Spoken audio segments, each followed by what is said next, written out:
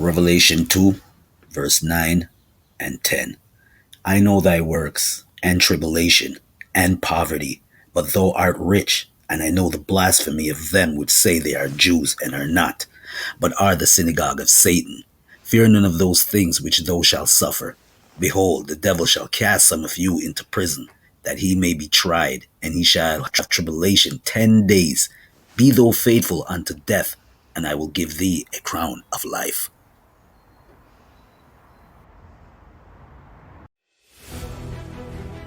Despite hopes the world would emerge from the COVID-19 pandemic and food security would begin to improve, world hunger rose further in 2021. The prevalence of undernourishment jumped from 8% in 2019 to 9.8% in 2021. New figures estimate as many as 828 million people around the world faced hunger in 2021. This represents an increase of 150 million more people facing hunger in 2021 compared to 2019, the year before the outbreak of the COVID-19 pandemic. Projections suggest nearly 670 million people, or 8% of the world's population, will be facing hunger in 2030, which is the same projection from 2015, the launch year for the SDG 2030 agenda. Hunger continued to rise in Africa, Asia and Latin America and the Caribbean in 2021, but with somewhat slower increases than in 2019 to 2020.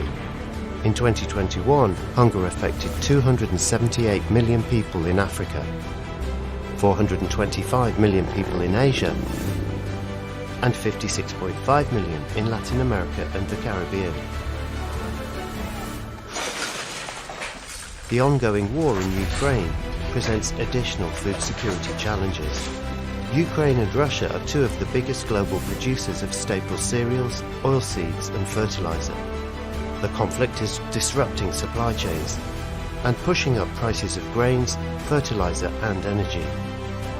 Simulations of a severe export shortfall from these countries suggest an increase of up to 13 million in 2022 and 19 million more undernourished in 2023 respectively.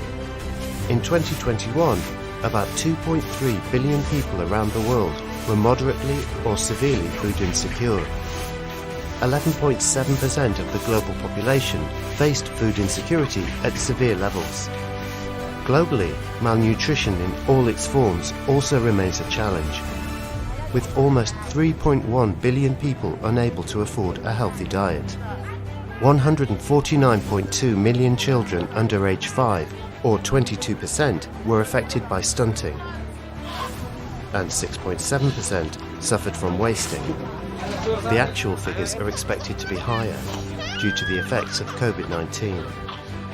At the same time, 38.9 million children under 5, or 5.7%, are overweight. The effects of inflation on consumer food prices have increased the costs of healthy diets worldwide. In this challenging environment, policies aimed at bolstering food security and nutrition are more important than ever before. Governments can achieve more with the same public resources. Government support to food and agriculture, such as trade and market interventions, and fiscal subsidies to producers and consumers, can help improve the availability and affordability of healthy diets. Not only is much of the current support to agriculture not promoting the production of nutritious foods, it is also market distorting, not reaching many farmers, and hurts the environment. Repurposing policies. Revelation 6:1. And I saw when the Lamb opened up one of the seals, and I heard, as it was the noise of thunder, one of the four beasts saying, Come and see.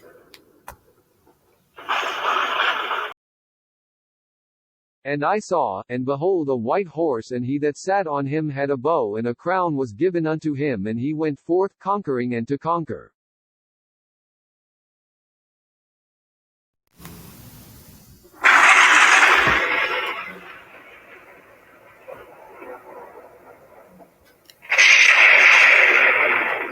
Revelation 6, verse 3. And when he had opened the second seal, I heard the second beast say, "Come and see." And there went out another horse that was red, and power was given to him that sat thereon to take peace from the earth, and that they should kill one another. And there was given unto him a great sword.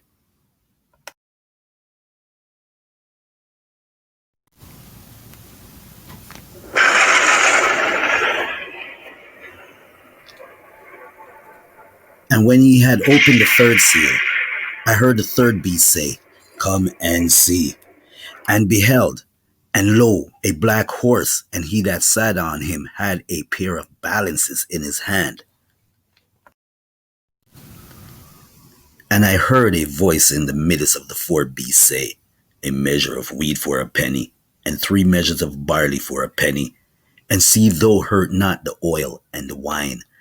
And when he had opened the fourth seal, I heard the voice of the fourth beast say, "Come and see."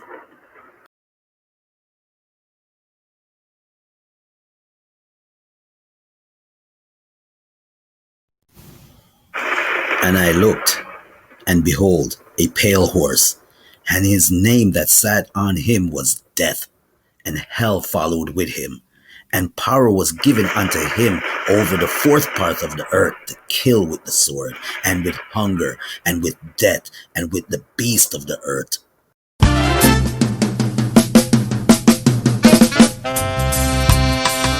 There be no mercy for the merciless. No, no, no, no, no. No mercy for the merciless. They're taking advantage of the underprivileged, too long living in bondage. Advantage of the situation. I want you to get the promotion. Abdi Aluhu has just buried her 2 sons. Both died from starvation. Somalia and its neighbors in the Horn of Africa are facing unprecedented drought conditions. On average, 1 person dies every 48 seconds from hunger in the Horn of Africa. The United Nations says some 22 million people are at risk of starvation. Many in the region who rely on livestock for livelihood have seen massive numbers of their animals wiped out. In Somalia alone, around 8 million people are experiencing crisis hunger levels. 1 in 3 children face chronic malnutrition. As if that was not enough, the situation has been aggravated by the current conflict between Russia and Ukraine. Before the war, Somalia imported 90% of its wheat, while Ethiopia imported 42%. Kenya imports 44% of its wheat from both countries. Well, a new dominant strain of COVID is spreading rapidly across the country. So this variant is known as XBB.1.5. What a name, right? Well, it's now responsible for almost half of all new COVID infections in the U.S. That's up from just 4% at the start of December. Passengers arriving in the U.S. from China will be required to provide a negative COVID test. Other nations like Japan, India, South Korea have taken similar actions for Chinese travelers.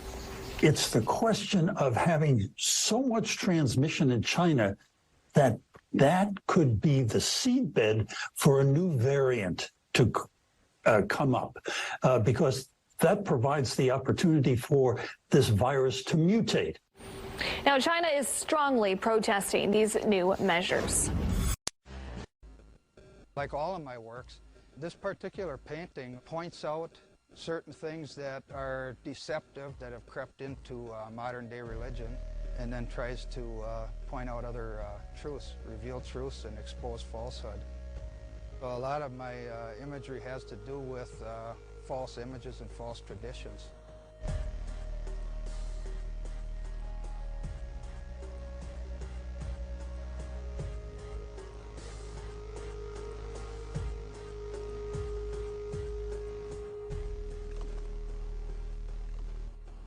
This particular portrait of Jesus appears again and again in your paintings. Why do you keep using this Jesus? Well, this is patterned after an image that was created by Warner Selman in 1940, I believe it was. And he was asked to create this image so that they could make small wallet-sized reproductions of it to hand out to the servicemen. And that image was so widely distributed, and still is today, that this has come to be the traditional representation that when people look at it, they think, well, this is what Christ looks like. It says that Satan masquerades as an angel of light. And when you look that up in the original Greek, it's a Greek word that means to disguise. So it says Satan is disguised as an angel of light, and his ministers are disguised as ministers of justice. And the scripture warns about this deception that's going to come through the Christian religion. This represents the son of perdition because it's really antichrist or imitation. As from the Greek, the word anti can mean instead of or in place of. So when people think of this antichrist, that it's going to be this evil demon, so he has to do it by deceiving and coming on as this good guy, and that's where this disguising, Satan disguising as an angel of light, that's how that comes in. This is instead of Christ, in place of Christ. And not only the image, but even down to the name, where it's only in modern English that we have the name Jesus. A couple of hundred years ago, that name never existed. And so that people, by accepting this false imagery, they've already accepted the Antichrist.